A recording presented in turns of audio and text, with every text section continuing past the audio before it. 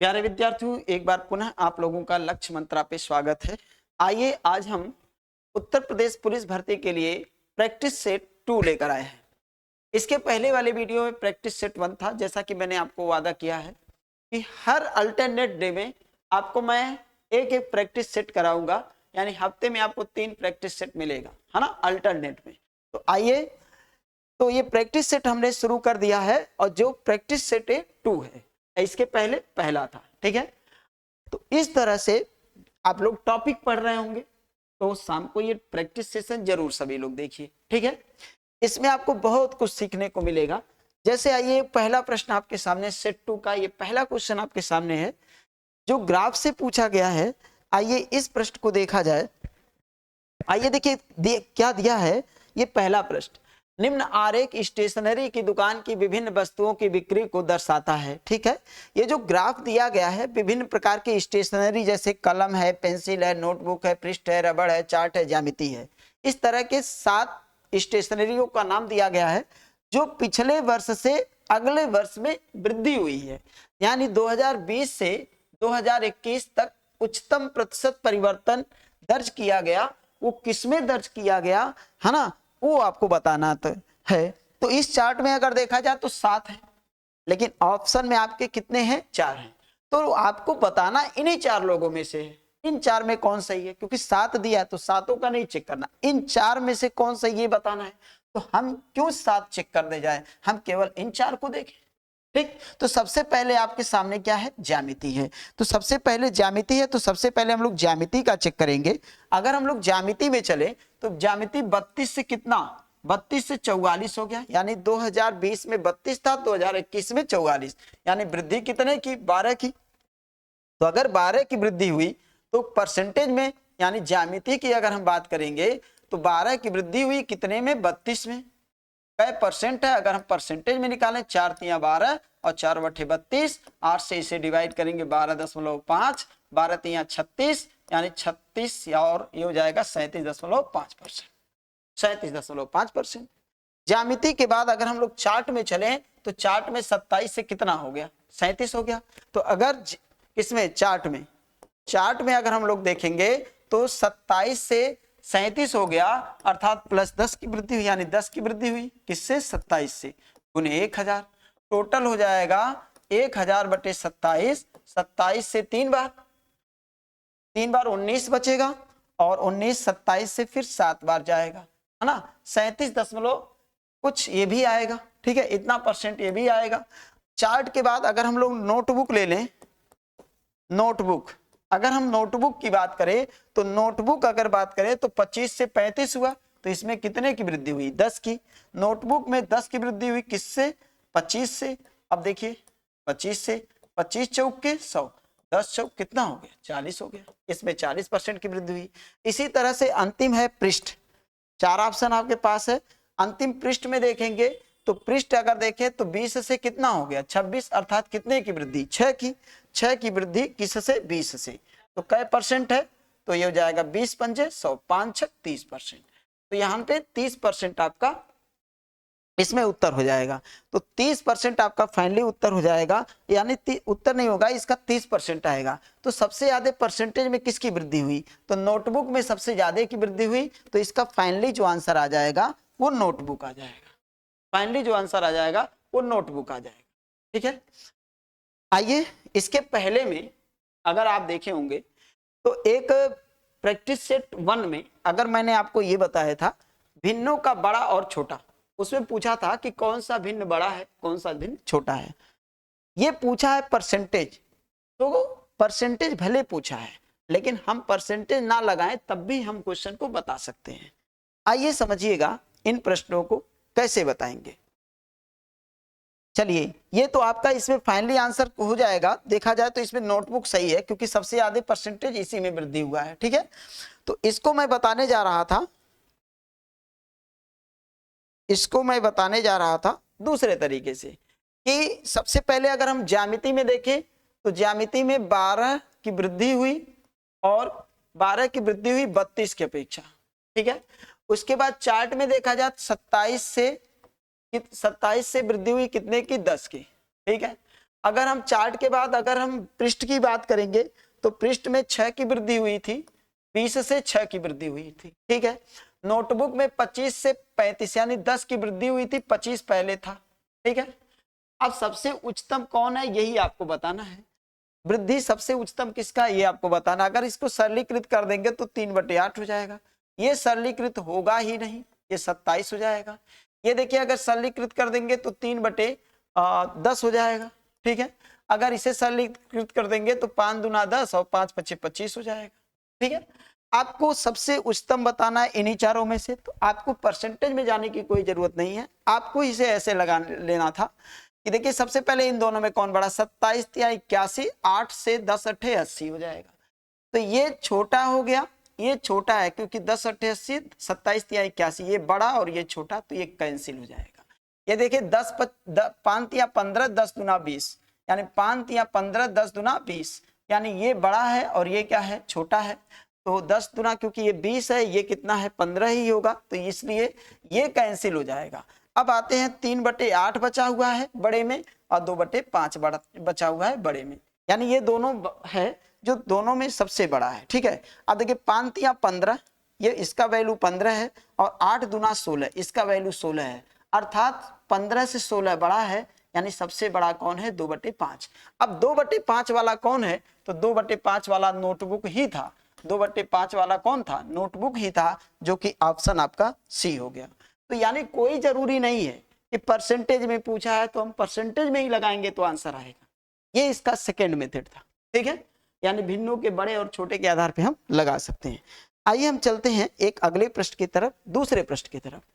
जब ए अकेला किसी कार्य को करता है तो उसे ए और बी द्वारा एक साथ मिलकर उस कार्य को करने में लगने वाले समय से 25 दिन अधिक लगते हैं। दूसरी ओर बी को अकेले उसी कार्य को करने में ए और बी द्वारा एक साथ मिलकर उसी कार्य को करने में लगने वाले समय से 16 दिन अधिक लगते हैं। तो ए और बी एक साथ मिलकर कार्य करते हुए उस कार्य को कितने दिन में पूरा करेंगे। चलिए आइए मैं आपको एक कॉन्सेप्ट समझाता हूं कि मान लीजिए ए व्यक्ति है और ये बी व्यक्ति है, ए काम को T1 दिन में करेगा और बी काम को T2 दिन में करेगा, तो दोनों मिलकर काम को कितने दिन में करेंगे। तो आप कहेंगे, आपको बताया जाए कि T1 इंटू T2 अपान T1 प्लस T2, ठीक है, इसका आप यूज कर सकते हैं। जरा इस प्रश्न में देखिए, ए और बी, मान लिया ए और बी दोनों मिल करके काम को x दिन में खत्म कर सकते हैं, ठीक है। लेकिन अगर ए काम अकेला करता है तो यहाँ पे जो दिया गया है ए और बी एक द्वारा एक साथ मिलकर उस कार्य को करने में लगने वाले समय से 25 दिन अधिक लगते हैं। यानी अगर इन दोनों को एक साथ करने में जो समय x लगा, इससे 25 दिन अधिक लगेगा, ठीक है, इससे 25 दिन अधिक लगेगा। लेकिन ए और बी द्वारा एक साथ मिलकर उसी कार्य को करने में लगने वाले समय से 16 दिन अधिक लगते हैं, 16 दिन अधिक लगते हैं। यानी बी अकेला अगर वही काम करेगा तो जितना ये दोनों मिलकर जितने दिन में काम कर सकते हैं उससे इनको 16 दिन अधिक लगेंगे। कितने दिन अधिक लगेंगे, 16 दिन, ठीक है। अब अगर दोनों मिलकर करेंगे तो दोनों मिलकर कॉन्सेप्ट वाले में हम इसे रख सकते हैं, हम ये कह सकते हैं x प्लस 25 पहला समय है और x प्लस 16 ये दूसरा समय है, समझ पाए। और इन दोनों को अगर हम प्लस कर देंगे, अगर क्योंकि T1 प्लस T2 पहला समय दूसरा समय, तो 2x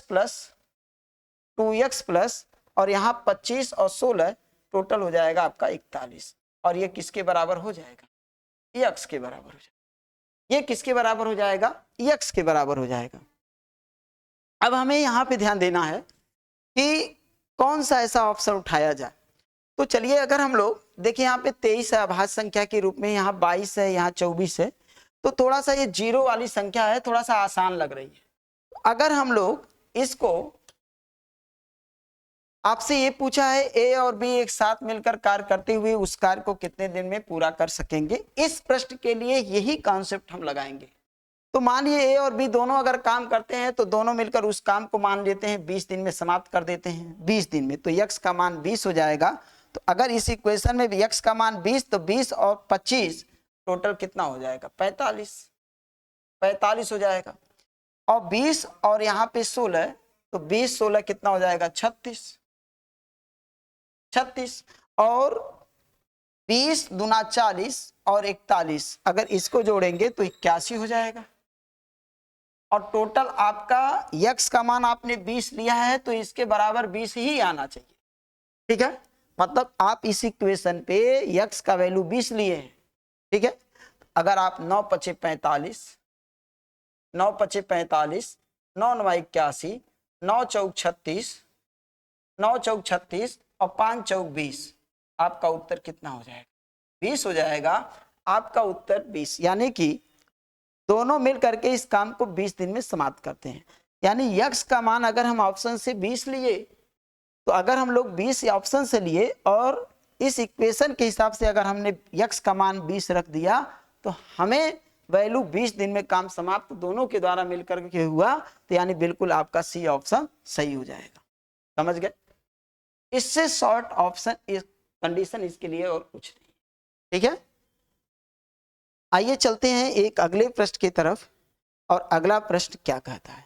ठीक है, तो बहुत सारे प्रश्न, एक बात जान लीजिए कि बहुत सारे प्रश्नों का आप सलूशन तो बना सकते हैं, लेकिन एग्जाम के अकॉर्डिंग ऑप्शन का भी कभी कभी सहारा किसी किसी प्रश्न में लेना पड़ता है, जैसे इस प्रश्न में। और यहाँ पे आपको ये कॉन्सेप्ट भी पता होना चाहिए, तभी आप ऑप्शन का यूज करेंगे। बिना कॉन्सेप्ट के आप ऑप्शन का यूज नहीं कर सकते। आइए चलते हैं एक अगले प्रश्न पे।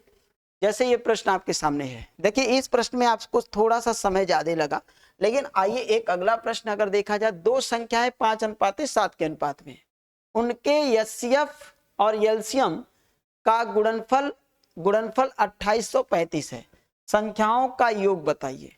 संख्याओं का योग, संख्याओं का योग। अगर इस प्रश्न को यहीं से देखा जाए तो हम इस प्रश्न को बिना पेन चलाए खत्म कर सकते हैं, क्योंकि आपसे जो पूछा है वो ये पूछा है कि संख्याओं का योग बताएं। तो संख्याएं अनुपात में तो हैं कितनी? 5:7। तो योग करेंगे, अनुपाती योग करेंगे तो अनुपाती योग कितना आया? 12। तो जो भी इनका ऑप्शन से योग होगा वो 12 से अवश्य डिवाइड होगा। अगर देखा जाए तो 12 से 107 नहीं कटेगा, 109 नहीं कटेगा, 106 नहीं कटेगा, एक ही ऑप्शन है जो कटेगा।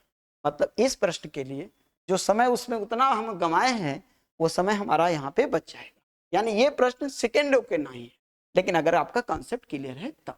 ठीक है, ये तो हमने आपको बताया था ना कि पहले हम एग्जाम टाइम में क्या करेंगे, प्रश्न देखेंगे, साथ में ऑप्शन देखेंगे।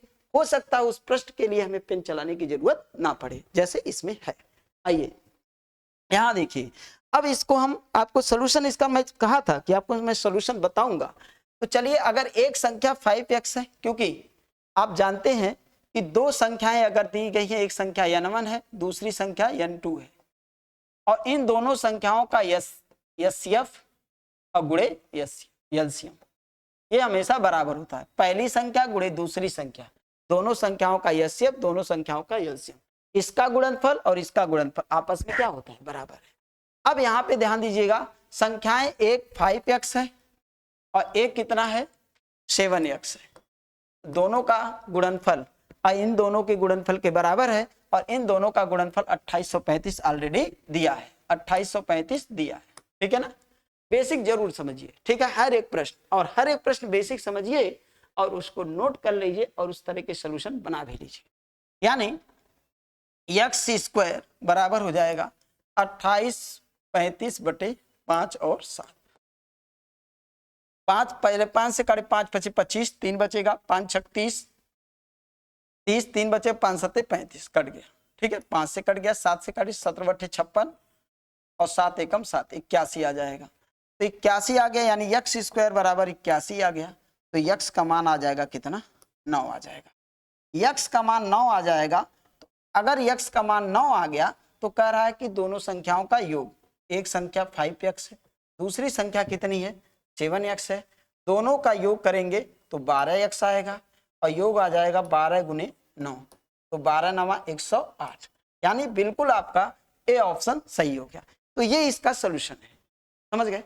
इस तरह से इसका सोल्यूशन होगा। ठीक है, आइए, लेकिन एग्जाम में हम पहले क्वेश्चन को जैसे बताए हैं उसी तरह सॉल्व करेंगे।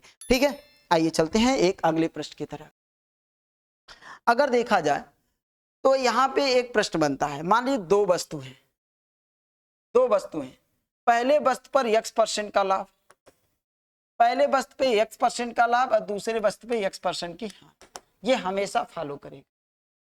पहले वस्तु पे जितने % का लाभ दूसरे वस्तु पे उतने % की हानि, या पहले वस्तु पे जितने % की हानि दूसरे वस्तु पर उतने % का लाभ अगर है तो पूरे व्यापार में x²/100% की हानि होगी, हानि होगी, हानि होगी, ठीक है, हानि होगी, ठीक है, हानि होगी। अब अगर हानि देखी जाए तो ये आप कह सकते हैं 36/100, आप कह सकते हैं 0.36% की, पूरे व्यापार में 0.36% की हानि हुई। क्लियर है? पूरे व्यापार में। अगर यहां पे जो प्रश्न दिया है प्रत्येक को कितने में बेचे, तो दोनों का अगर हम एसपी देखें तो दोनों का एसपी अगर देखें तो 49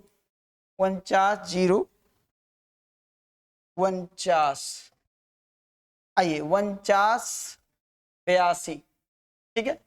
और दोनों प्रत्येक को इतने इतने में बेचा तो दोनों को कितने में बेचा, तो दोनों को जो बेचा है 49 82, यानी आप कह सकते हैं कि 49 98 98 49 82 98 नहीं होगा, यहां होगा 99 और 82 यानी कि 64,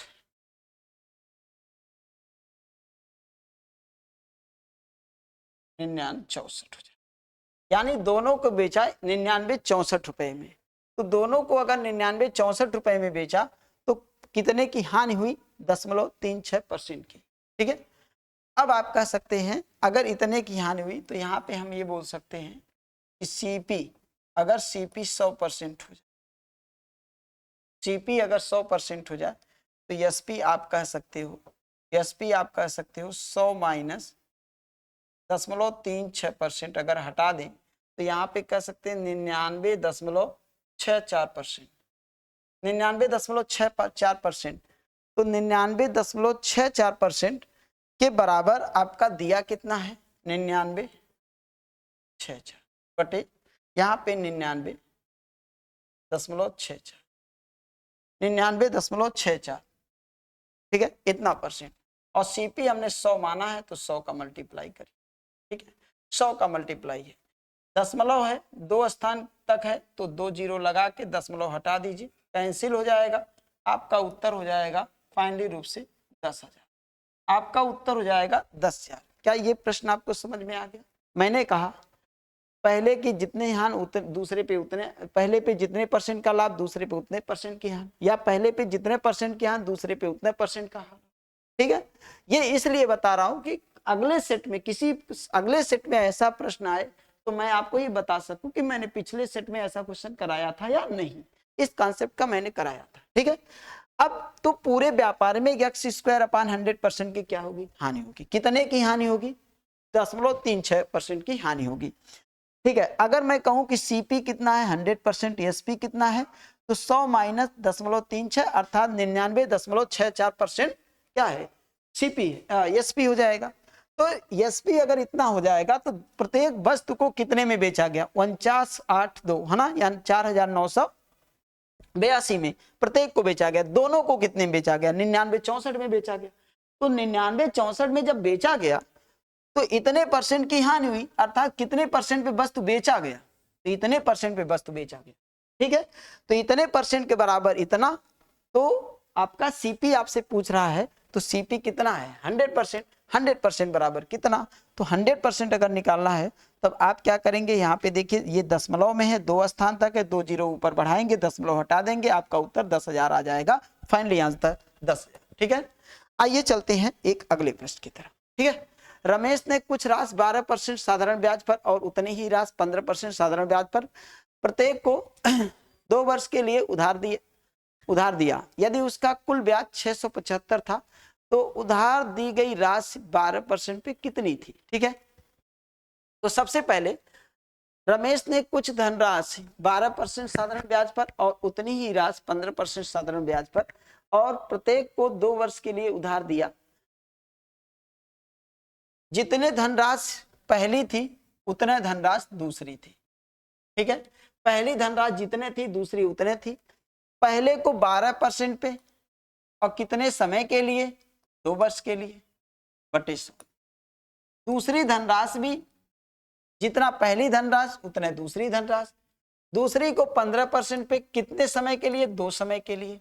ठीक है, 2 समय के लिए। इस तरह से 2 वर्ष बाद दोनों धनराशियों से कुल कितना ब्याज आया, 675। कितना ब्याज आया, 675 आया। ठीक है, उधार दिया यदि उसका कुल ब्याज 675 है।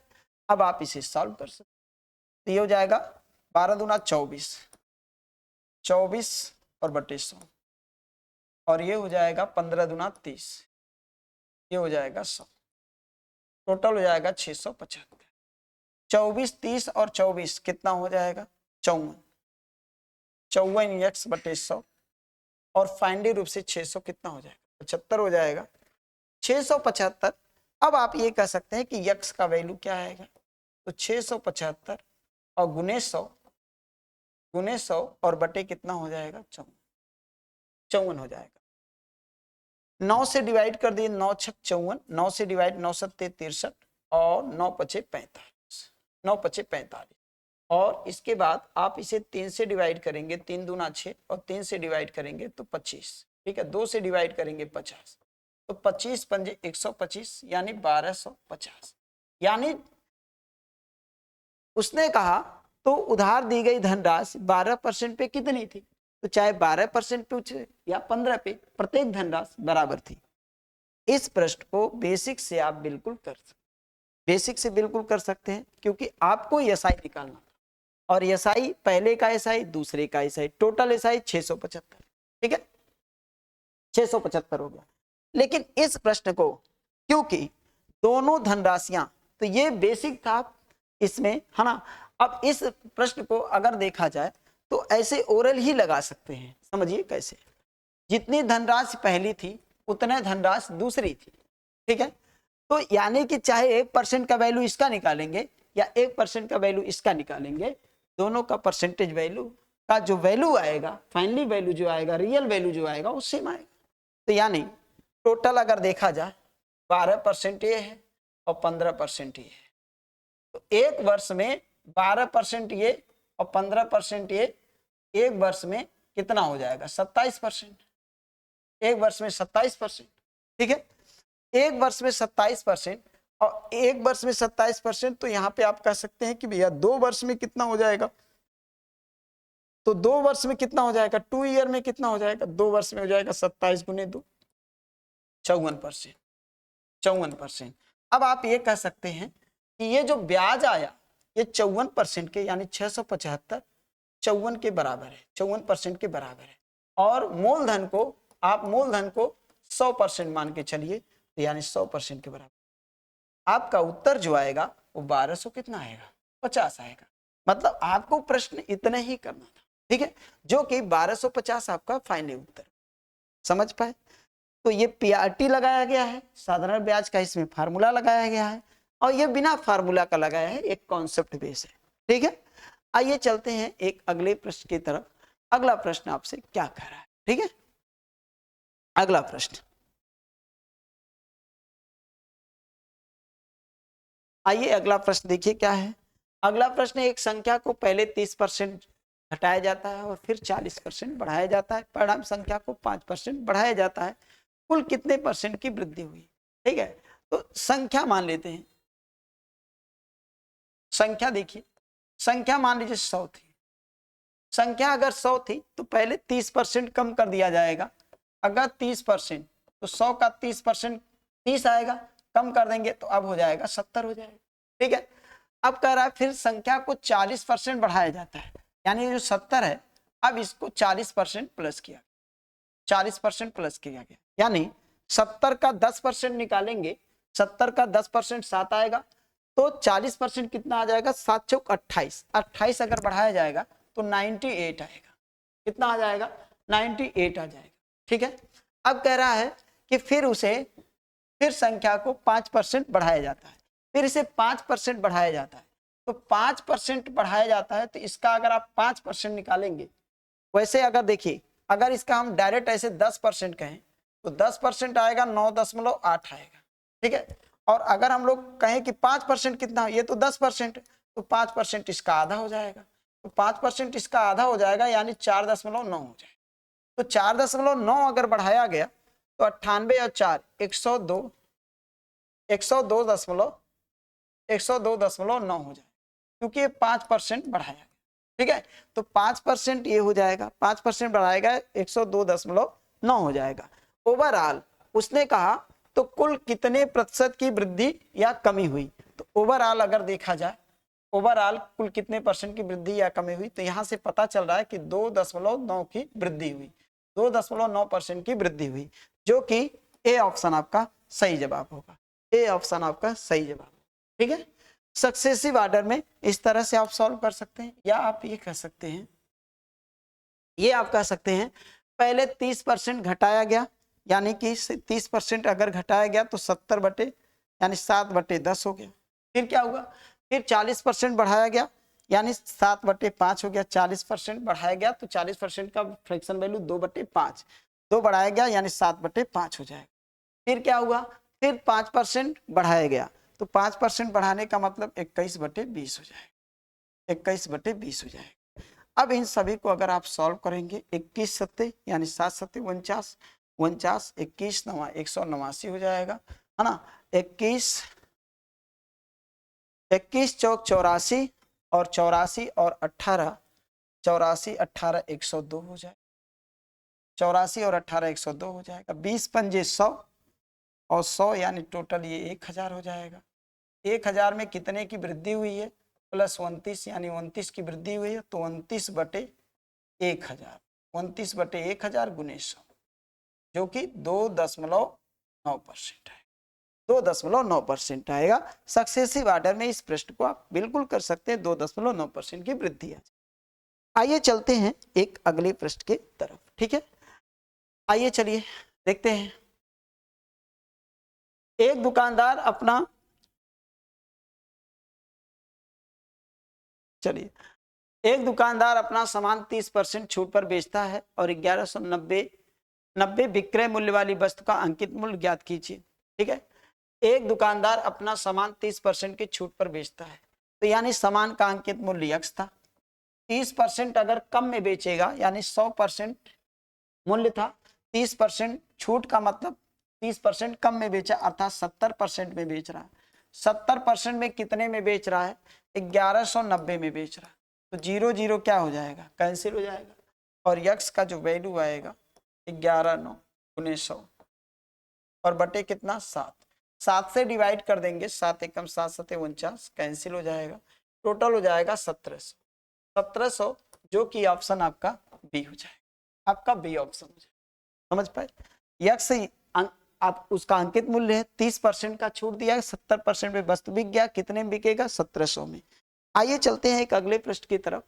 जिसान ने 40 मिनट के लिए 75 किलोमीटर प्रति घंटे की चाल से 40 मिनट के लिए 75 किलोमीटर प्रति घंटे की चाल से और 20 मिनट के लिए 60 किलोमीटर प्रति घंटे की चाल से, ठीक है। तो सबसे पहले अगर हम दूरी की बात करें, दूरी की बात करें, ठीक है, चाल से यात्रा के दौरान उसकी औसत चाल बतानी। औसत चाल के लिए आपको पता है, औसत चाल बराबर होता है कुल दूरी बटे कुल समय, यानी औसत चाल बराबर होगा कुल दूरी बटे समय। आइए सबसे पहले हम दूरी की बात करेंगे। दूरी अगर हम दो तरह की है, सबसे पहले पहली दूरी 75 की चाल से वो 40 मिनट, तो 40 मिनट है और 4 किलोमीटर पर घंटा है, तो 40 बटे हम 60 ये हो जाएगा 20 दूना 40, 20 तिया 60, 3 से हो जाएगा 3 से 25, 25 दूना 50, यानी ये 50 किलोमीटर हो गया। 75 की चाल से 40 मिनट में 50 किलोमीटर हो जाएगा, और 60 की चाल से 20 मिनट में, तो 20 का मतलब 20 बटे कितना 60, 60 से 60 कैंसिल, कितनी दूरी तय करेगा 20 किलोमीटर की दूरी। अगर देखा जाए, यदि देखा जाए तो कुल दूरी 50 20 कितना हो जाएगा 70 किलोमीटर। तो कुल दूरी 70 किलोमीटर हो जाएगा, ठीक है। और कुल समय, एक समय है 40 मिनट और एक समय है 20 मिनट, 40-20 टोटल मिला के 60 मिनट। 60 मिनट यानी 60 मिनट अगर हो गया तो 60 मिनट को आप बोलेंगे 1 आवर, 1 घंटे में कितना। तो यानी 1 घंटा, कुल दूरी 70 किलोमीटर, कुल लगा समय 1 घंटा, तो चाल क्या हो जाएगा, तो चाल बराबर होता है कुल दूरी और बटे कुल लगा समय। आपका उत्तर हो जाएगा 70, यानी औसत चाल 70 किलोमीटर प्रति घंटा, जो कि सी ऑप्शन आपके लिए सही जवाब होगा। सी ऑप्शन सही जवाब होगा, ठीक है। आइए चलते हैं एक अगले प्रश्न की तरफ। आइए देखिए, y का मान x से 20% अधिक है। y का मान x से 20% अधिक है। किसी समान संख्या को x और y में जोड़ा जाए तो x का मान इसके पिछले मान का 3/2 गुना हो जाता है। 3/2 गुना हो जाता है।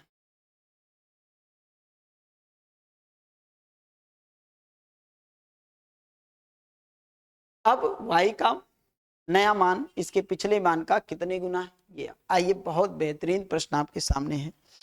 अब ये कहिए कि ये क्वेश्चन ऑप्शन से लगाएं, नहीं, जो डायरेक्ट नहीं लगेगा उसमें मैं बताऊंगा कि यहाँ पे डायरेक्ट नहीं लगने वाला। y का मान x से 20% अधिक है।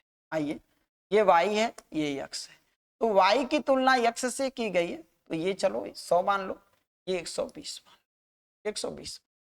अब यहाँ देखो, y का मान x से 20% अधिक है यदि किसी समान संख्या को x और y, यानी जितने y में जोड़ा जाएगा उतने x में जोड़ा जाएगा, कोई एक समान संख्या जोड़ा जाए तो x का मान इसके पिछले मान का 3/2 गुना हो जाता है, ठीक है। 3/2 गुना हो जाता है, यानी x का मान जो नया मान होगा वो पिछले मान का 3/2 गुना। अगर x का पिछला मान कितना था 100, तो नया मान कितना होगा 3/2 गुना। 3/2 गुना का मतलब 50, यानी 150 हो जाएगा, 150 हो जाएगा। अगर हम लोग देखें तो यहाँ पे कितना जोड़ा गया, x में कितना जोड़ा गया, 50 जोड़ा गया, तो जितने इसमें जोड़ा जाएगा उतने तो इसमें जोड़ा जाएगा, क्योंकि दोनों में समान संख्या जोड़ी गई। अब y का नया मान कितना हो जाएगा, 170 हो गया। और y का पहला मान कितना था, 120 था। तो आपसे क्या पूछा है, अब y का नया मान इसके पिछले मान का कितने गुना है, तो पिछले मान से तुलना करने के लिए कह रहा है, तो का बोला है पिछले मान का, तो पिछला मान नीचे, जिसके आगे का लगेगा नीचे, नया मान ऊपर। अब 0 0 कैंसिल, 17/12 गुना, 17/12 गुना। आपका जो विकल्प आंसर होगा वो 17/12 सही हो जाएगा। समझ पाए आप, समझ में आ रहा होगा, है ना।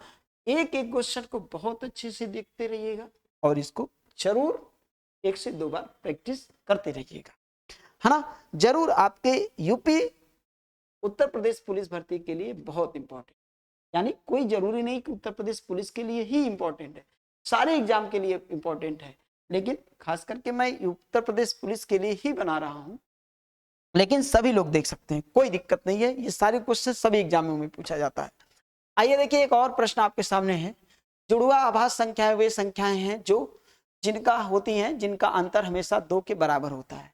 35 और 100 के बीच जुड़वा आभास संख्याओं की संख्या कितनी है। बिल्कुल सही कहा, जुड़वा आभास संख्या वो संख्या होती है, ऐसी दो आभास संख्या जिनका अंतर 2 हो, वो जुड़वा भाज्य होती हैं। जैसे अगर हम कहें 3 और 5, 3 और 5 दोनों अभाज्य हैं और दोनों का अगर अंतर कितने का है, 2 का है, तो दोनों जुड़वा भाज्य हैं, ठीक है। आइए एक और देख लीजिए, जैसे अगर हम कहें कि 11 और 13 दोनों अभाज्य हैं, बिल्कुल, दोनों का अंतर 2 का है, इसलिए दोनों जुड़वा भाज्य हैं कि नहीं, बिल्कुल हैं, ठीक है। तो यही जुड़वा भाज्य संख्या का क्या है, पहचान है।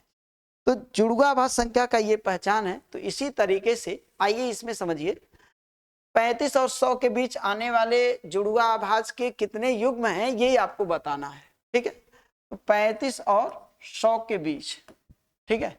तो सबसे पहले अगर हम लोग चले 35 से आगे चलें तो 37 39 नहीं होगा, 41, और पहला जुड़वा अभाज्य होगा 41 और 43, एक ये होगा। और फिर इससे आगे अगर हम लोग बढ़ेंगे, आगे आपको 71 73, है ना, 71 और 73, 71 और 73, बीच में आपको और कोई नहीं मिलेगा जो जुड़वा अभाज्य हो, इसलिए आपका दूसरा ए ऑप्शन सही हो जाएगा। दो जुड़वा अभाज्य हो जाएंगे क्योंकि दोनों अभाज्य हैं, दोनों का अंतर 2 का है, दोनों अभाज्य हैं, दोनों का अंतर 2 का है, इसलिए ये दोनों जुड़वा अभाज्य, तो 2 जोड़े मिलेंगे। और ये आपको 35 से 100 तक केवल 2 ही जोड़े मिलेंगे, जो और कहीं नहीं मिलेंगे। चलिए देखिए आगे चलते हैं। एक अगला, एक शंकु की त्रिज्या और ऊंचाई क्रमशः 4 सेंटीमीटर और 3 सेंटीमीटर, शंकु का आयतन ज्ञात कीजिए। आइए देखिए, शंकु का आयतन बताना है, तो आयतन बताने के लिए आपको 2 डाटा दिया गया है, उसकी त्रिज्या और उसकी ऊंचाई दी गई है, ठीक है। लेकिन आयतन ज्ञात करने के लिए उसका फार्मूला आपको पता होना चाहिए। तो शंकु का आयतन होता है 1/3 पाई r स्क्वायर इंटू एच होता है, ठीक है। 1/2 3 और सब पाई में दिया हुआ है, इसलिए हमें पाई का मान नहीं रखना है। r का वैल्यू जो दिया है, यानी त्रिज्या जो है उसका वैल्यू दिया है 4 सेंटीमीटर, तो यहाँ पे हम 4 का स्क्वायर और गुने एच का जो मान दिया है, एच का जो मान दिया है वो 3 सेंटीमीटर है, एच का मान 3 सेंटीमीटर है और यहाँ पे पाई, ठीक है। तो 3 से 3 कैंसिल, 4 चौक के 16 पाई सेंटीमीटर स्क्वायर क्यूब, क्योंकि आयतन है तो आयतन आपका हो जाएगा सेंटीमीटर क्यूब, 16 पाई सेंटीमीटर क्यूब, जो कि डी ऑप्शन आपका निश्चित आंसर हो, ठीक है। तो आयतन बताना था तो आयतन का फार्मूला पता होना चाहिए, ठीक है। तो इस तरह से 16 पाई सेंटीमीटर क्यूब। आइए चलते हैं, ठीक है। बेड़ू ने शेयरों में से एक निश्चित धनराशि निवेश किया, शेयरों में पहले दिन 25% की वृद्धि हुई, दूसरे दिन 9% की गिरावट हुई और अगले दिन 10% की गिरावट हुई। बेड़ू को कितने प्रतिशत का लाभ या हानि हुआ, ये आपसे पूछा गया है।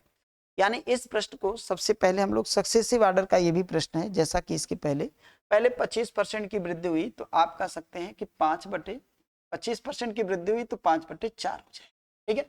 फिर क्या हुआ, 9% की गिरावट हुई तो यानी 91/100 हो जाए, ठीक है।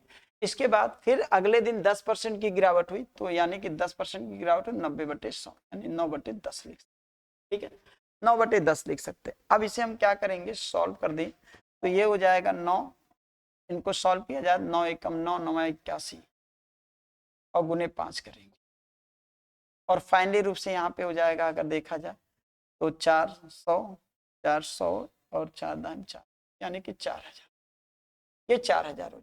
5 से 5 9 45, 5 हो जाएगा और 5 एकम 5 और 4 9 और 5 9 40, 4095 और यहाँ देखा जाए कितना हो गया 4000, यहाँ 4000। वृद्धि कितने की हुई, वृद्धि हुई 95 की। परसेंटेज निकाल लीजिए 95/4000 और गुने क्या हो, 00 से 00 कैंसिल, 4 से ये 10 बार में कैंसिल होगा, 4 से इसे करेंगे 4 एकम 4 दूना 8, 4 3 12 0.75 यानी 23.75 और बटे 10, यहाँ हो जाएगा 2 दशमलव, क्योंकि 1 0 से भाग दे रहे हैं तो 0.1 स्थान और बाएं तरफ आएगा तो 2.375 कितने की वृद्धि हो जाएगी, 2.375 की वृद्धि हो जाएगी, जो कि आपका बी ऑप्शन सही, बी ऑप्शन सबसे उचित आंसर। समझ पाए आप, इसका उत्तर आपका ये हो जाएगा। आइए चलते हैं एक अगले प्रश्न की तरफ। अगला प्रश्न आपके सामने कैसा है, ठीक है। आइए, क्या इस प्रश्न को हम इस तरह से भी कर सकते हैं, जरा देखा जाए, सक्सेसिव ऑर्डर में ले सकते हैं। चलिए देखिए, जैसे अगर हमने ये कहा कि संख्या थी कितनी 100, संख्या अगर 100 थी तो पहले 25% की क्या हुई, वृद्धि हुई, तो 25% की अगर वृद्धि हुई तो हो गया 125 हो गया। फिर 25% के फिर 9% को हम 10 मान लेंगे, क्योंकि 9 के करीब क्या है 10, हम 10 मान लेंगे। तो 9 के करीब अगर 10% की कमी हुई, पहले 25 की वृद्धि हुई थी, अब 10 की अगर कमी हो जाएगी, 10 की कमी हो जाएगी, तो यहाँ पे हम ये कह सकते हैं 10% की कमी, तो यानी 10% की कमी होने का मतलब 10% 12.5 आएगा, तो ये हो जाएगा 112.5 हो जाएगा, 112.5 हो गया।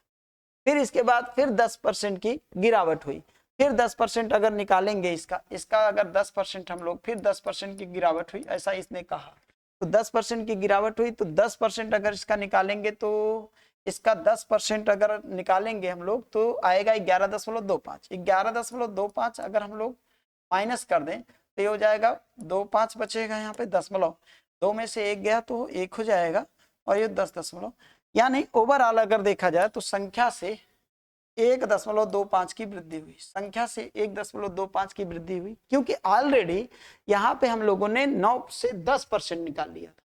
तो यानी कहीं न कहीं इससे ज्यादा आएगा और इसके निकटतम आपका बी ऑप्शन सही हो जाएगा। तो इस तरह से भी हम इस क्वेश्चन को निपटा सकते थे, इससे जल्दी आंसर इससे आएगा। ठीक है, आइए चलते हैं एक अगले प्रश्न पे। चलिए आइए इस क्वेश्चन को देखिएगा। 3x के बराबर अगर देखा जाए 6 है, यहाँ पे आप कह सकते हो कि x का जो मान आएगा तो इस तरह से x का जो मान आ जाएगा 3 से कैंसिल हो जाएगा, x का मान 2 हो जाएगा और y का मान यहाँ पे 5 हो जाएगा। y का मान क्या होगा, y का मान 5 हो जाएगा। और इसी तरह से अगर हम लोग कहें कि 2z का मान ऑलरेडी कितना दिया है, 4 दिया है, तो z का मान कितना हो जाएगा, z का मान 2 हो जाएगा। समझ पाए। अब आपके पास एक इक्वेशन दिया गया है x माइनस 3y और प्लस 4z का मान 48 है। अगर हम आपसे कहें कि यहाँ पे इसको हम x का मान ऐसे कहें कि ये 2x है और इसका मान 5x कहें और इसका मान कहें 2, एक सेकेंड, x नहीं कहेंगे, यहाँ पे किसी दूसरे वेरिएबल से यानी k से मान सकते हैं, यहाँ पे 2k कह सकते हैं, यहाँ पे 2k हो जाएगा। अब हमें इसे जो इक्वेशन दिया गया है कि 5 यानी कि 5x माइनस 3y, इसका जो वैल्यू हो जाएगा, अगर x की मैं बात करूं तो x का वैल्यू कितना है 2k, तो 2 पंजे हो जाएगा कितना, है ना, 2 पंजे यहाँ पे 10 हो जाएगा, यहाँ पे 10k हो जाएगा और माइनस इसका कितना हो जाएगा 3y दिया है तो y का वैल्यू 5 दिया है तो 5 दिया 15k हो जाएगा और 4 प्लस 4z, तो प्लस करेंगे और प्लस 4 करेंगे यानी कि 4z का वैल्यू 2k हो जाएगा और z का वैल्यू 2k, तो 2k यानी 2 चौका 8k, टोटल हो जाएगा टोटल 48 हो जाएगा। और इस तरह से अगर हम लोग देखें इन दोनों का जो वैल्यू होगा वो माइनस कितना आएगा 5k और plus 8k, minus 5k plus 8, 48 हो जाएगा और यहाँ हो जाएगा आपका 3k बचेगा और k का 3k बराबर 48 और k का वैल्यू कितना हो 16 आ जाएगा, k का वैल्यू 16 आ गया। और आपसे पूछा है 2z, यानी आपसे पूछा है 2z का मान, तो 2z का मान पूछा है, क्योंकि 2z का मान पूछा है तो यानी कि 2 इंटू z का मान कितना दिया गया है, z का मान 2k है, तो 2 दूना 4k, 4 गुने k का वैल्यू 16, 16 चौके 64 हो जाएगा। आपका उत्तर हो जाएगा 64, जो कि डी ऑप्शन सही हो जाएगा। आपका उत्तर 64 हो जाएगा, जो कि डी ऑप्शन आपका सही आंसर। ठीक है ना, इस प्रश्न का उत्तर ये हो जाएगा। ठीक है, आइए चलते हैं। एक पुलिसकर्मी एक चोर का पीछा करता है। पुलिसकर्मी चोर की चाल 8 किलोमीटर प्रति घंटा और 7 किलोमीटर प्रति घंटा है। पुलिसकर्मी की चाल 8 है, चोर की चाल 7 है। ठीक है, पीछा करता है। यदि पुलिसकर्मी 6 मिनट की देरी से पीछा करना शुरू करता है तो वह कितनी दूरी तक दौड़ने के बाद चोर को पकड़ लेगा। मान लीजिए यहीं पे चोर है, यहीं पे सिपाही भी है, यहीं पे चोर है, यहीं पे सिपाही भी है, तो दोनों अगर दौड़ रहे हैं, ये 7 की चाल से पहले भाग गया था, ये 8 की चाल से पहले भाग गया था, दोनों भाग रहे हैं, यानी ये पहले भागा और इसके 6 मिनट बाद ये भागा। लेकिन जहां पे चोर पकड़ा जाएगा वहां पे दोनों के द्वारा चली गई दूरी क्या होगी, समान होगी। इस तरह के एक समान दूरी पे क्वेश्चन जो बताने जा रहा है, इसी तरह से एक क्वेश्चन इसके पिछले सेट में था। तो यहाँ पे देखिए ये चाल है, ये अगर चाल है तो अगर निश्चित दूरी दोनों के द्वारा तय की जाती है तो चाल का विलोमापात ही दोनों का समय का अनुपात आ जाए। समय का अनुपात यानी ये 7 है और ये कितना हो जाएगा, ये हो जाएगा 8। यानी इसकी चाल 8 है तो इसकी चाल कितनी है 7, ये समय लेगा 7 तो ये लेगा 8, यानी दूरी में कितने का डिफरेंस आएगा तो 1। यानी चोर 1 यूनिट अनुपात में ज्यादा लेगा और क्योंकि पुलिसकर्मी 1 यूनिट कम लेगा। चोर 1 यूनिट ज्यादा लेगा, पुलिसकर्मी 1 यूनिट कम समय लेगा। और अगर वास्तव में कितना समय की डिफरेंस है तो 6 मिनट का। तो पुलिसकर्मी पुलिसकर्मी की अगर बात करें तो पुलिसकर्मी कितना समय लेगा 7, तो 7 के बराबर कितना हो जाएगा 7 गुने 6, 7 छक 42। पुलिसकर्मी को जो समय लगेगा वो 42 मिनट का समय लगेगा। लेकिन आपसे पूछा है वह कितनी दूरी तक दौड़ने के बाद चोर को पकड़ेगा, यानी कितनी दूरी पर वो पकड़ लेगा।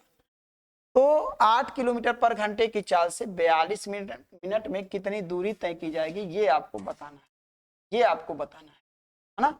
8 की चाल से 42 मिनट में कितनी दूरी तय की जाएगी, ये आपको बताना है। तो 6 सत्ते 42 और 6 दहाई 60, 8 सत्ते 56 बटे 10 अर्थात 5.6 किलोमीटर।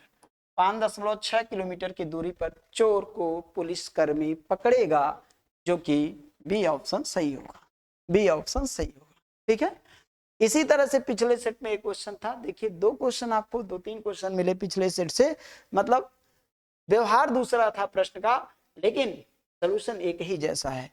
आइए एक अगले प्रश्न की तरफ।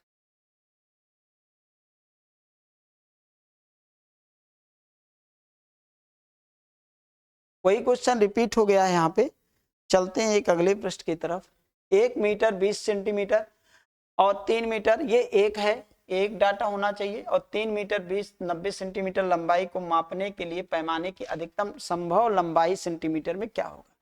1 मीटर 20 सेंटीमीटर को आप बोल सकते हैं, आप कह सकते हैं 120 सेंटीमीटर, 120 सेंटीमीटर, और 3 मीटर 90 सेंटीमीटर को 390 सेंटीमीटर।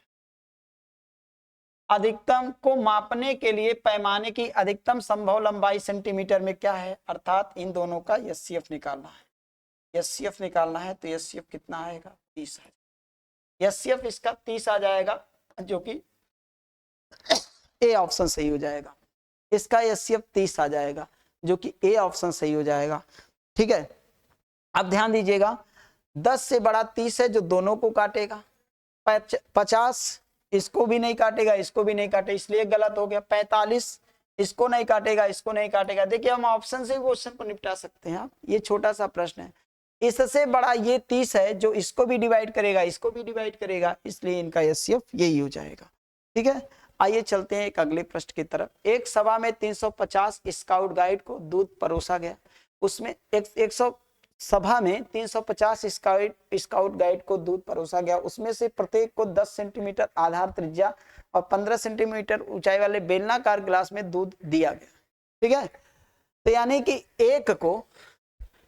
एक सभाकार में 350 स्काउट गाइड वाले हैं। एक गिलास है जो बेलनाकार है, तो बेलनाकार है, उस गिलास की जो त्रिज्या है, जो आर का वैल्यू दिया है, वो त्रिज्या है 10 सेंटीमीटर।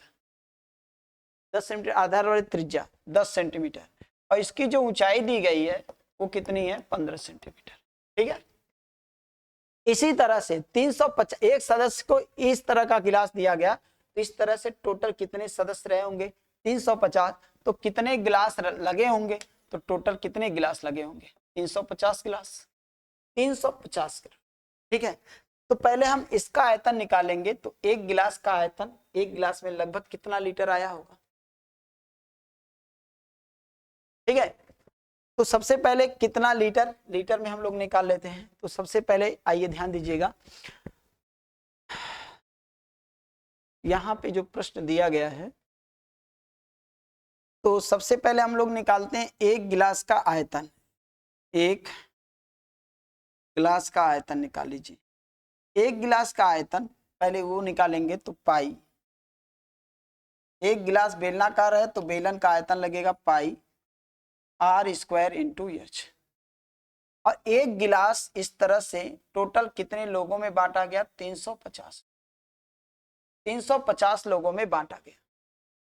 ठीक है, और इसके बाद और है, यदि दाता ने 50 रुपए प्रति लीटर की दर से। ठीक है, पहले ये ध्यान देना है कि इसमें कितने मीटर क्यूब का आयतन बनेगा, तो 22/7, और आर का वैल्यू 10 है तो 10/100, इसको हमने सेंटीमीटर में मीटर में बदल दिया। और एच का वैल्यू है 15, तो 15 बटे कितना हो जाएगा 15/100 हो जाएगा, गुने 350।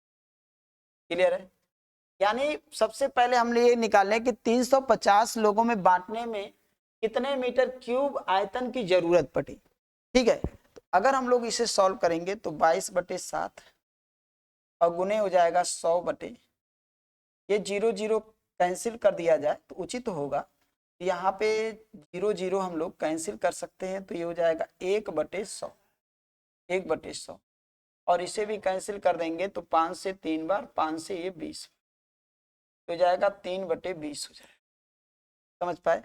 और एक काम करते हैं, अगर यहीं पे 7 से हम लोग खत्म कर दिए होते तो यहाँ पे 50 आ गया, यहाँ पे 50, यहाँ पे 50 आ जाएगा और ये 7 खत्म हो गया। ठीक है, अब हम लोग सॉल्व करेंगे। 0 0 0 0 क्या हो जाएगा, कैंसिल हो जाएगा। और फाइनली रूप से 2 से यहाँ पे 11 हो जाएगा, 11 हो जाएगा। टोटल अगर देखा जाए तो 5 से 20 हो जाएगा।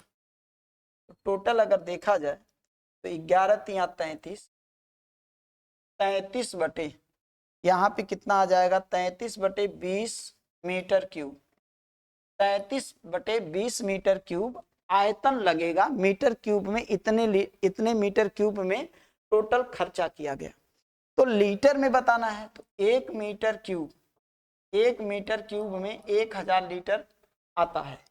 इतने मीटर क्यूब में यानी 33/20 मीटर क्यूब में कितना लीटर आएगा, इतना लीटर आता है 1 मीटर क्यूब में। तो इतने में कितना, तो 33/20 और गुने कितना, 1000, 1000। 0 0 कैंसिल, 2 से हो जाएगा 50, टोटल 33 पंजे 165। यानी इतने लीटर खर्चा हुआ, इतने लीटर खर्चा हुआ। इतने लीटर अगर खर्चा हुआ तो पर 1 लीटर का खर्चा यहाँ पे दिया है 50 रुपये। इस 1 लीटर का खर्चा कितना है, 50 रुपये। 1 लीटर खर्चा 50 रुपया। अगर इसे आप सॉल्व करेंगे तो 82,500 आएगा। कितना आएगा, 82,500 आएगा। इसका आएगा 82,500, 82,500 जो कि ए ऑप्शन आ जाएगा। समझ पाए। एक गिलास का आयतन निकालेंगे। इस तरह से हमने सेंटीमीटर को मीटर में इसलिए बदला क्योंकि 1 मीटर क्यूब में 1000 लीटर आता है। तो 1 मीटर क्यूब में अगर 1000 लीटर आता है तो अगर इस तरह से गिलास बेलनाकार है तो एक गिलास का आयतन निकालेंगे मीटर में।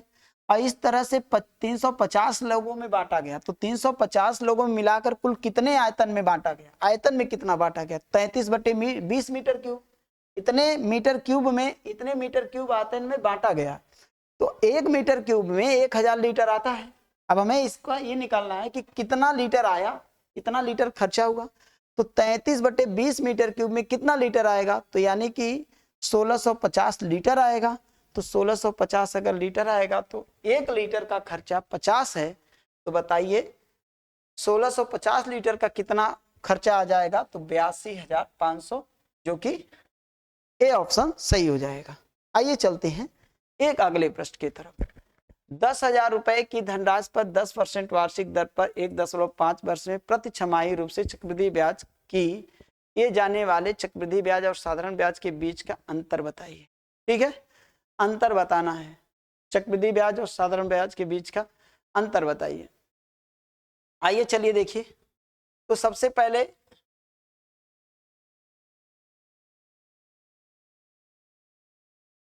दस % वार्षिक पर इतने 1.5 वर्ष में छमाही रूप से चक्रवृद्धि किए जाने वाले चक्रवृद्धि ब्याज साधारण ब्याज के बीच का अंतर क्या होगा, ये आपको निकालना है। बहुत अच्छा सा प्रश्न है।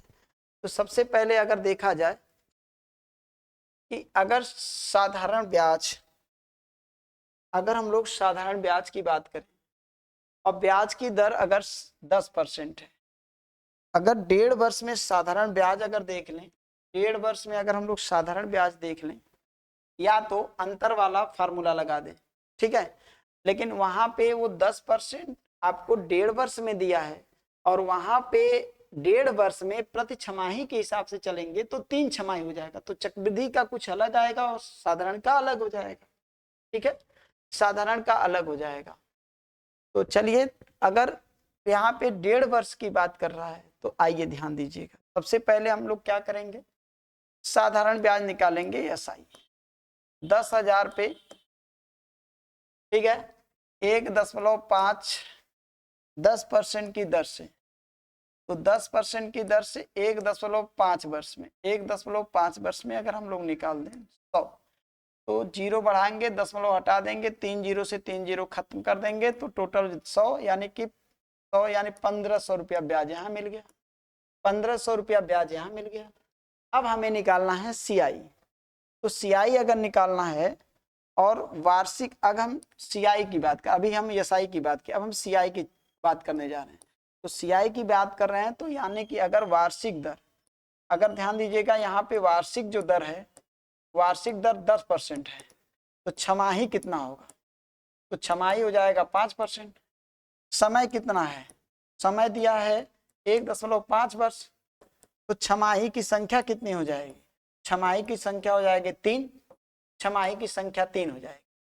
अगर 5% है तो 5% का फ्रैक्शन वैल्यू हो जाएगा 1/20 हो जाएगा, और 1/20 एक ब्याज मिलता है, 20 आपका मूलधन है, तो ये हो जाएगा 21 बटा कितना हो जाएगा 20 हो जाएगा। कै वर्ष है, 3 वर्ष, तो 3 वर्ष अगर है तो 3 का 21 का यानी 21 का हो जाएगा आपका 9261 हो जाएगा, और 20 का क्यूब करेंगे तो 8000 हो जाएगा। अगर देखा जाए तो चक्रवृद्धि ब्याज कितना मिलेगा, तो 1261 ब्याज मिलेगा, 1261 ब्याज मिलेगा, तो यहाँ पे सीआई निकाल लीजिए, तो 1261 कितने पर मिलेगा, 8000 पे मिलेगा, 8000 पे इतना मिलेगा, तो 10,000 पे कितना मिलेगा ये आपको बताना है, तो 3 जीरो से 3 जीरो इसका खत्म हो जाएगा, और हम क्या करेंगे, अब ये हो जाएगा आपका 12,610 और बटे 8 हो जाएगा, 8 से इसको डिवाइड कर दीजिए, 8 से अगर डिवाइड कर देंगे हम लोग, तो 8 ही कम 8 हो जाएगा, यहाँ पे 4 बचेगा, 8 पंजे 40 हो जाएगा, 6 बचेगा, 8 सत्ते 56 हो जाएगा, 50, 8 छक 48, 8 दूना 16, 8 पंजे 40, यानी एसआई इतना है और सीआई 1500 है, दोनों का अंतर बताना है। इन दोनों का अगर अंतर देखेंगे तो अंतर हो जाएगा कितना, अंतर हो जाएगा 76.25, इसका अंतर हो जाएगा 76.25, ठीक है। तो 2 वर्ष का सीआई और साई का डिफरेंस देखेंगे तो 76.25, दो की सी ऑप्शन आपका बिल्कुल सही आंसर, ठीक है। आइए चलते हैं एक अगले प्रश्न की तरफ। अगला प्रश्न आपके सामने क्या है, अगला प्रश्न है, चलिए अगला प्रश्न, 14 पुरुष किसी कार्य को 6 दिन में पूरा कर सकते हैं, जबकि 20 महिला उसी कार्य को 8 दिन में पूरा कर सकती हैं। बहुत अच्छा सा प्रश्न है। 14 पुरुष अगर हैं और काम को 14 पुरुष किसी कार्य को 6 दिन में करते हैं, और उसी काम को 20 महिलाएं हैं, 20 महिलाएं हैं उसी काम को 8 दिन में करती हैं, 14 छक 84, 84 यम बराबर 20/160, 160 यम। अब अगर यहाँ पे यम अपान एफ यानी 160/84, अगर हम 4 से डिवाइड कर देंगे 21, 4 से डिवाइड कर देंगे 40, यानी कि 40 बटे कितना हो जाएगा 21 हो जाएगा, यानी एक पुरुष की क्षमता 40 है और एक महिला की क्षमता 21 है। तो आप सबसे पहले हम लोग क्या करते हैं, कुल काम निकाल लेते हैं। अगर हम लोग कुल काम निकाल लें तो 14 पुरुष हैं और एक पुरुष की क्षमता 40 है, काम कई दिन में खत्म होता है 6 दिन में, चाहे आप तो महिला से भी निकाल सकते हैं, उतने ही आएगा। तो यानी 4 छक 24, 240, यानी कि अगर 14 चौक 56, 560 और 5 छक 30, 324 और 5 छक 14 चौक 56 और 5 छक 30, 4 छक 24, यानी अगर इसे हम देखें तो 14 गुने 4 छक 24, 240, ठीक है। तो ये टोटल हो जाएगा 0, और यहाँ हो जाएगा 14 चौक 56 हो जाएगा, और 14 दूना 28 हो जाएगा, 28 और 5 33, टोटल 3360 काम है, ठीक है। 3360 काम टोटल हो जाएगा। और क्या होता है इसमें, क्या होता है, 20 महिलाएं उसी कार्य को 8 दिन में पूरा कर सकती है, तो ठीक है। 7 पुरुष काम पर लगा दिए गए, 7 पुरुष तत्काल में काम पर लगा दिए गए, तो पुरुष की क्षमता 4 है, और 3 दिन तक कार्य करने के बाद 3 दिन तक काम करते हैं, 40 120 और 12 सत्ते 84, यानी कि 3 दिन में पुरुषों के द्वारा 840 काम किया गया, 840 काम कर दिया गया। तो यानी कि 840 काम कर दिया गया है, तो 2520 काम बचा, 2520 काम बचा हुआ है।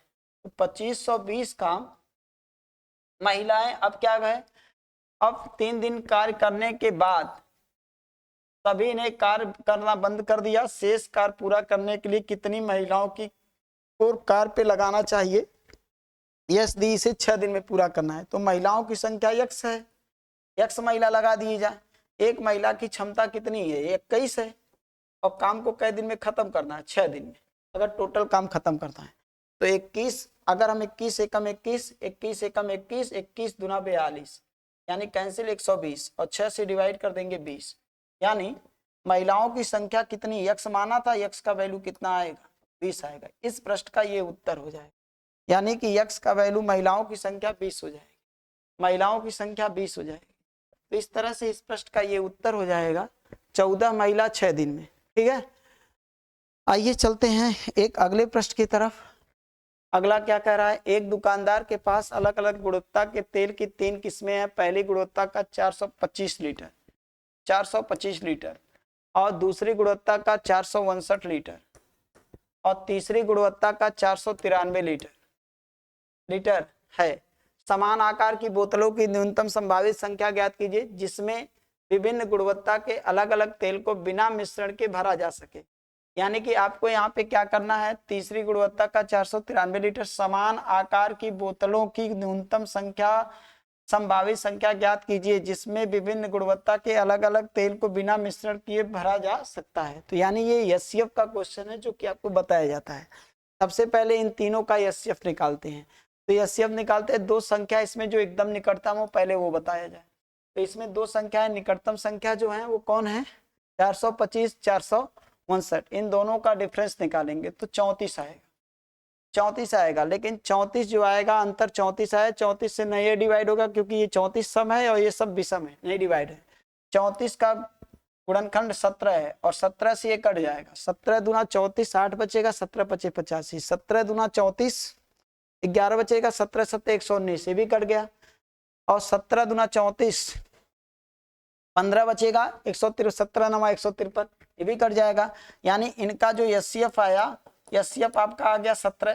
ठीक है, एचसीएफ अगर 17 आ गया तो अब आपको न्यूनतम बोतलों की संख्या निकालनी है। तो यानी 425, इसमें 17 लीटर के कई बोतल बनेंगे, 17 से 17 दूना 34, 17 85, यानी कि 25 बोतल इसमें बनेंगे। इसमें कितना बनेगा, 459 और बटे 17, 17 दूना 34 और 34, 17 सत्ते 119, 27 इसमें हो जाएंगे, और इसमें 493 बटे 17, 17 दूना 34 और 17 नवा 153, 29 इसमें हो जाएंगे। तो 30 और 30 और 27 57 और 24 81, अगर इसको सॉल्व करेंगे तो 81। यहाँ बोतलों की संख्या कितनी हो जाएगी, 81 हो जाएगी। इस प्रकार के क्वेश्चन हमेशा आते रहते हैं। इस तरह के क्वेश्चन, सबसे पहले इसमें बोतलों की संख्या पूछा है तो हम एचसीएफ, प्रत्येक बोतल जो होगा उसकी क्षमता कितनी होगी, एचसीएफ के बराबर, एचसीएफ निकाल लेंगे। एचसीएफ निकालने का तरीका हमने ये बताया, 3 नहीं 10 संख्या अगर हो, दो संख्याएं ऐसी लीजिए जो एकदम एक दूसरे के निकटतम हो, उन संख्या का अगर उन संख्या के अंतर से संख्याएं डिवाइड है तो ठीक है, नहीं है तो उसके फैक्टर लीजिए, फैक्टर से चेक कर लीजिए। ठीक है, आइए चलते हैं एक अगला प्रश्न आते हैं लेकर। सोनल ने 580 रुपए में 10 कटोरी और 20 थालियां खरीदी। ठीक है, 10 कटोरी और 20 थाली खरीदी। यदि प्रत्येक थाली की कीमत प्रत्येक कटोरी की कीमत से 5 रुपया अधिक है तो एक थाली की कीमत क्या होगी, ये क्वेश्चन आपके सामने है। 10 कटोरी खरीदी और 20 थाली खरीदी, और प्रत्येक थाली की कीमत, कटोरी की कीमत, एक कटोरी का दाम x है, एक कटोरी का दाम x है, और प्लस तो 20 थाली और एक थाली का कीमत एक कटोरी की कीमत से 5 ज्यादा है, और टोटल खर्चा उसका 580 हो गया। बस यही क्वेश्चन था। यानी ये 10x और ये हो जाएगा प्लस 20x और प्लस 100 हो जाएगा, टोटल हो जाएगा 580। यानी 20 10 30x और 100 का पक्षांतर कर देंगे तो 480 आ जाएगा। यक्स का वैल्यू जो आएगा वो 16 आ जाएगा, क्योंकि 0 0 कैंसिल, 3 से डिवाइड करेंगे 16 आ जाएगा। यक्स का वैल्यू 16 आ गया। यक्स का वैल्यू 16, तो एक थाली की कीमत बताइए। तो यक्स का वैल्यू 16, एक थाली की कीमत यक्स प्लस 5 है, क्योंकि यक्स जो है एक कटोरी की कीमत है, तो थाली की कीमत यक्स प्लस 5 यानी 16 और प्लस 5, 16 5 कितना हो जाएगा 21, जो कि सी ऑप्शन सही हो जाएगा। सी ऑप्शन आपका सही आंसर हो जाएगा। ठीक है, आइए चलते हैं एक अगले प्रश्न की तरफ। अगला प्रश्न देखते हैं क्या है। ठीक है, छोटी सी छोटी संख्या जो 5, 14, 28 से विभाज्य और पूर्ण वर्ग है। तो पूर्ण वर्ग तो ये भाई 25 का पूर्ण वर्ग ये भी है, 25 का स्क्वायर है। ठीक है, 25 का नहीं, 50 का स्क्वायर है। ये 50 का स्क्वायर है, लेकिन ये देखिए 5 से तो कटेगा, पर 14 में 7 है, 7 से नहीं कटेगा, पहला ऑप्शन गलत। 7 से ये भी नहीं कटेगा, 7 से ये भी नहीं कटेगा, एक का ऑप्शन में है जो 7 से कटेगा। आपको इसके लिए ज्यादा कुछ सोचने की जरूरत नहीं है, इन तीनों से डिवाइड होना चाहिए, तो हम 7 केवल उठाते हैं, और 7 से अगर देखा जाए तो ये भी नहीं कटेगा, वो भी नहीं कटेगा, ये भी नहीं कटेगा, ये भी नहीं, ये भी कटेगा, केवल सी ऑप्शन है ना। 3 ऑप्शन गलत हो गए, चौथे को चेक करने की जरूरत हमें नहीं है। आइए इस प्रश्न को देखिए, सिंप्लीफिकेशन का है। ये प्रश्न कहता है इसको भैया सॉल्व करिए। तो चलिए इसको जहां है वहीं खत्म करने का प्रयास करें। देखिए ये दिया है 3/2 और भागे 4/5। अगर गुणा करेंगे तो ये उल्टा हो जाएगा, अब ये 5 हो जाएगा और ये क्या हो जाएगा 4। ठीक है, 4 हो जाएगा, तो टोटल 15 हो जाएगा, बटे 8 हो जाएगा। यानी इसका जो वैल्यू आएगा 15/8 हो जाएगा, यानी 5 या 15 और बटे कितना हो जाएगा 8 हो जाएगा। इसका कहानी खत्म हो गया, और ये का मतलब गुणा होता है। ठीक है, का मतलब गुणा होता है। ठीक, अब यहाँ पे देखिए 15 से 15 क्या हो गया कैंसिल, यहाँ पे हो जाएगा 1, यहाँ पे हो जाएगा 4, 1/4 हो जाएगा। और इसके बाद यहाँ समझिए, ये भी इसी तरह से गुणा करेंगे, और ये ऊपर 8 हो जाएगा और नीचे 5 हो जाएगा। अब टोटल देखिए 8 चौक 32, यहाँ पे ध्यान दीजिएगा, 8 चौक 32, 5 5 25 और माइनस 7/5 और प्लस 1/4, 1/4 सबको सॉल्व करेंगे 25, और ये सब सॉल्व हो जाएगा, तो 25 5 4 का एलसीएम हो जाएगा 100।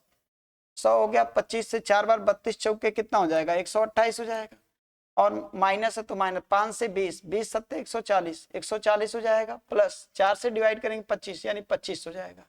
टोटल अगर देखा जाए तो यहाँ पे 128 है, 128 यहाँ पे हो जाएगा आपका 12, माइनस 12 और प्लस 25 और बटे 100। फाइनली रूप से आपका आ जाएगा 13/100।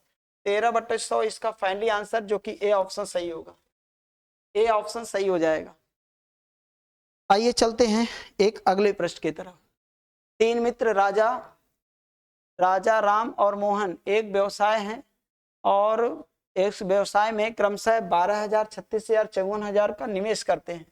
एक वर्ष के बाद उन्हें लाभ के रूप में इतना मिलता है। तो 12,000 ये निवेश करता है, ठीक है, और ये कितना निवेश करता है 36,000, और ये कितना निवेश करता है 54,000। तो पहले 3 जीरो खत्म करिए, 3 जीरो ऐसे खत्म।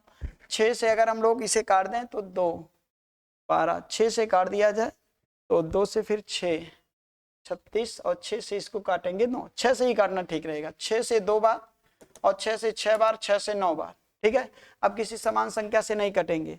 और कह रहा है एक वर्ष के बाद जो लाभ मिलता है वो 93,500 रुपए प्राप्त होते हैं। तो प्राप्त लाभ में राम की हिस्सा, तो राम का हिस्सा, राम दूसरा व्यक्ति है, तो राम अगर दूसरा व्यक्ति है तो दूसरे का यही है, दूसरे का अनुपात 6 है, तो टोटल बांटना कितना है 93,500, और दूसरे का अनुपात 6 है, अनुपाती योग 9 6 15 2 17 हो जाएगा, अनुपाती योग 17, 17 से डिवाइड 17 5 85, 8 बजे 17 5 85, डबल जीरो हो जाएगा।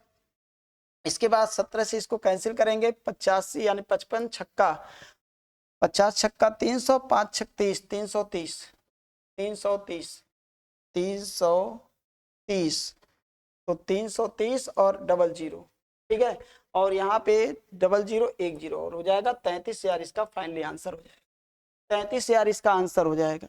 ठीक है, ये आपके साझा का क्वेश्चन था। आइए चलते हैं, एक और प्रश्न आपके सामने है। एक दुकानदार 30 किलोग्राम वाले चावल में 10 किलोग्राम वाले चावल को मिलाता है।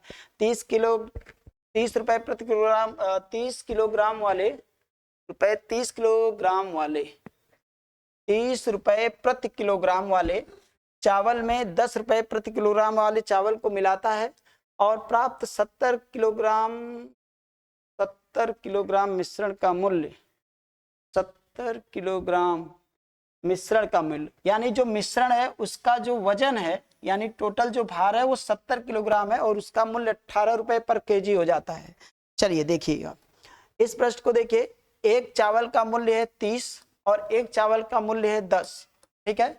और जब मिला करके एक मिश्रण तैयार किया जाता है, उस मिश्रण का जो भार है वो 70 केजी है, जिसका मूल्य क्या बन जाता है, 18 रुपए पर केजी बन जाता है। 18 रुपए पर केजी बन जाता है।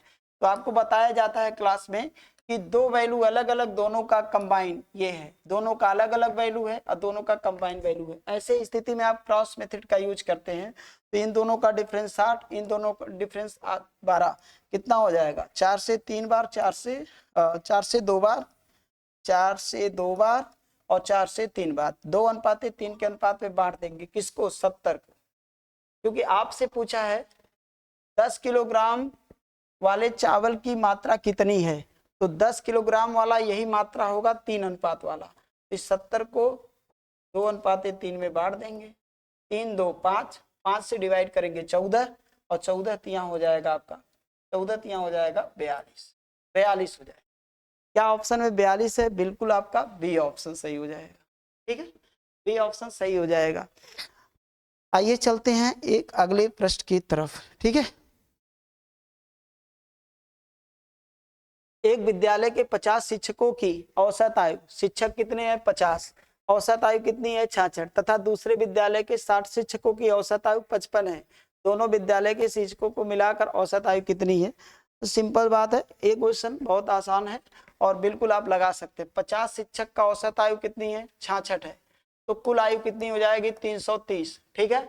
और दूसरे विद्यालय के 60 शिक्षक हैं, औसत कितना है, औसत है 55 से तो इसका भी 300 कितना हो जाएगा 30। अगर देखा जाए शिक्षकों की कुल संख्या 110, सभी शिक्षकों का मिलाकर आयु का योग कितना हो जाएगा 660।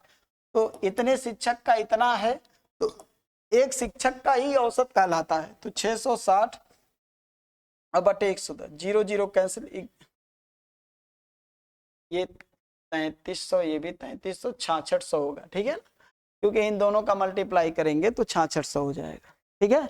ये 3300 हो जाएगा, तो ये 6600 हो जाएगा।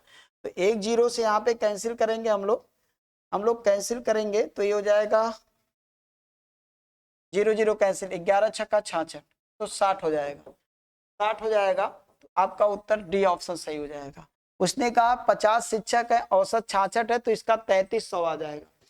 60 शिक्षक है, इनका औसत 55 है, तो इसका कितना हो जाएगा, इसका भी 3300 हो जाएगा। तो सभी शिक्षक मिला करके कितने शिक्षक हो जाएंगे 110, शिक्षकों का कुल वजन दोनों का मिला करके कितना हो जाएगा 6600 हो जाएगा, पर शिक्षक का औसतन कितना हो जाएगा 60 हो जाएगा, जो कि डी ऑप्शन मैच करेगा। आइए चलते हैं एक अगले प्रश्न की तरफ। एक पिता अपने पुत्र से 5 गुना है। देखिए यहाँ पे होना चाहिए था, अगर देखा जाए कि एक पिता अपने पुत्र का 5 गुना है, ऐसा होना चाहिए था, लेकिन ठीक है, थोड़ा सा वर्ड हमें पकड़ना पड़ता है, ठीक है। तो जैसे ये पिता हो गए, आइए ये पिता हो गए और ये पुत्र हो गए, ये पिता और ये पुत्र। अगर पुत्र यक्ष का है तो पिता 5x का है ना। और कह रहा है प्रश्न में 5 गुना है, उसका पुत्र 6 वर्ष का है, यानी उसका पुत्र 6 वर्ष का है, तो पिता कितना हो जाएगा, इसका 5 गुना 6 पंजे 30 वर्ष का है, ठीक है। अब आगे दिया है कि कितने वर्ष बाद वह अपने पुत्र से 4 गुना बड़ा हो जाएगा।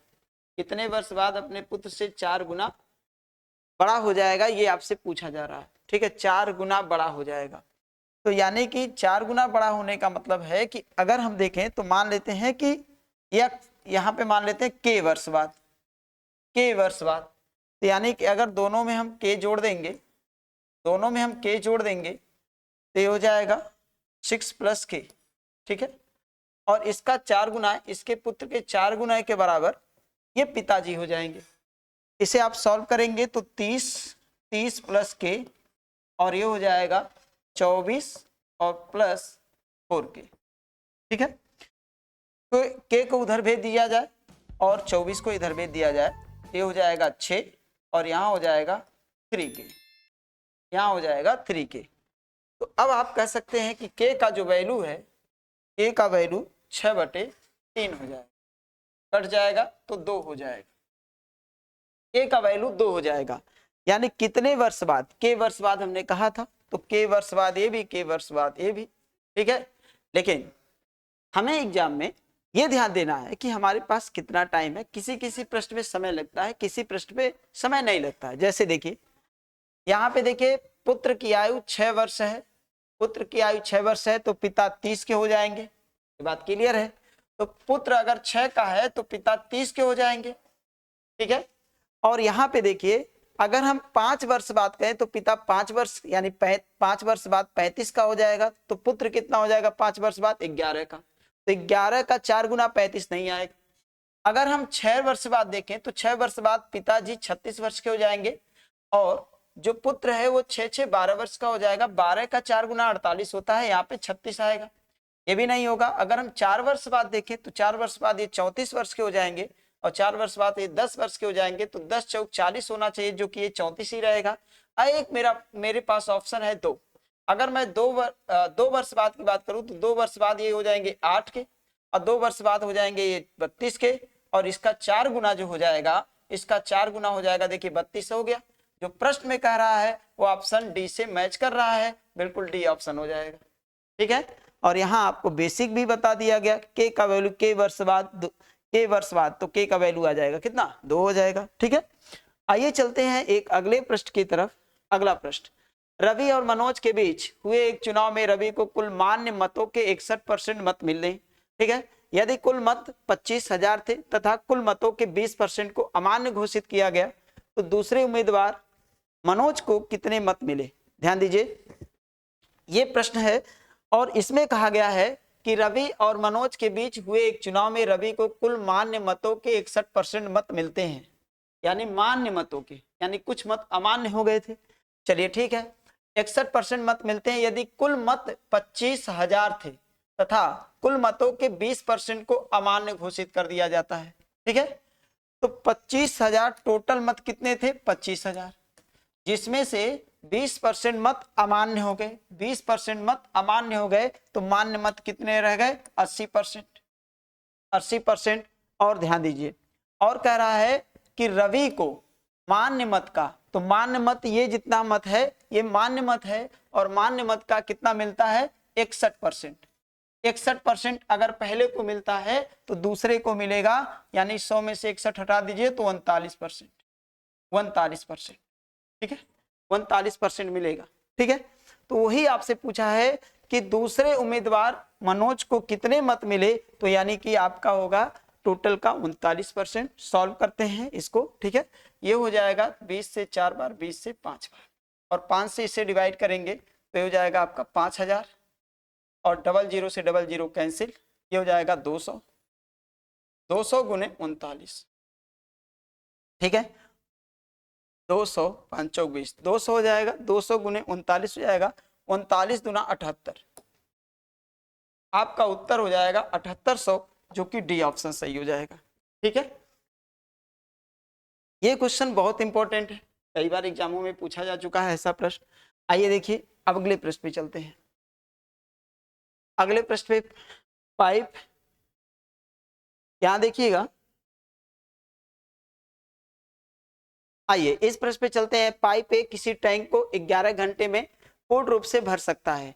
जो ए है 11 घंटे में भर सकता है, पाइप बी पूर्ण रूप से भरे टैंक को 15 घंटे में खाली कर सकता है। ये क्या कर सकता है, ये प्लस करता है और ये क्या करता है, 15 घंटे में खाली कर सकता है। ठीक है, ठीक है, यदि दोनों पाइपों को एक साथ खोल दिया जाता है तो खाली टैंक कितने समय में भर जाएगा। अगर दोनों को एक साथ खोल दिया जाए तो कितने समय में भर जाएगा, सिंपल बात है। आइए देखिए यहाँ पे क्या करते हैं, सबसे पहले ये देख लेते हैं टैंक की क्षमता कितनी है। टैंक की क्षमता है, दोनों का एलसीएम 165 हो जाएगा, 11 से 15 बार और 15 से 11 बार।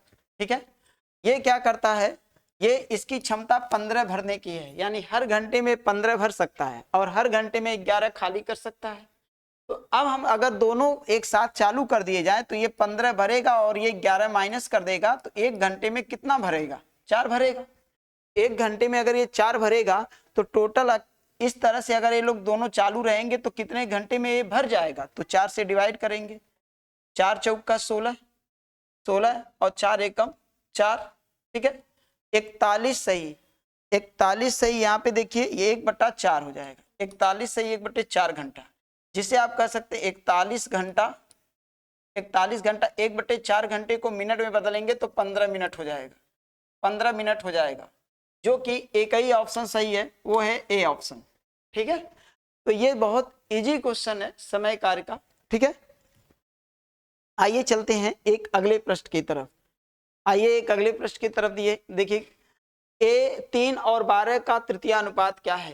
3 और 12 का तृतीय अनुपात, तो आपको बताया जाता है अनुपात में कि ए और बी का, ए एंड बी का तृतीय अनुपात, तृतीय अनुपात, तो ये हो जाएगा दूसरे पद का स्क्वायर अपान पहला पद। तो इसमें दूसरा पद है 12, तो 12 गुने 12 और बटे पहला पद कितना है? 3, 3 से डिवाइड करेंगे 4, 12 चौक कितना हो जाएगा? 48, 48 आपका आंसर होना चाहिए, जो कि ए ऑप्शन सही हो जाएगा, ठीक है। आइए इस तरह के हम प्रश्न कर सकते हैं। आइए चलते हैं हम लोग अगले प्रश्न पे, लेकिन ये इस सेशन का अंतिम प्रश्न था, ठीक है। इसी तरह से आपको हमेशा हर प्रैक्टिस सेट का हमेशा वीडियो मिलता रहेगा। ये प्रैक्टिस सेट 2 का वीडियो है, जिसे आप देख सकते हैं, इस तरह से सॉल्यूशन को बना सकते हैं, ठीक है। धन्यवाद।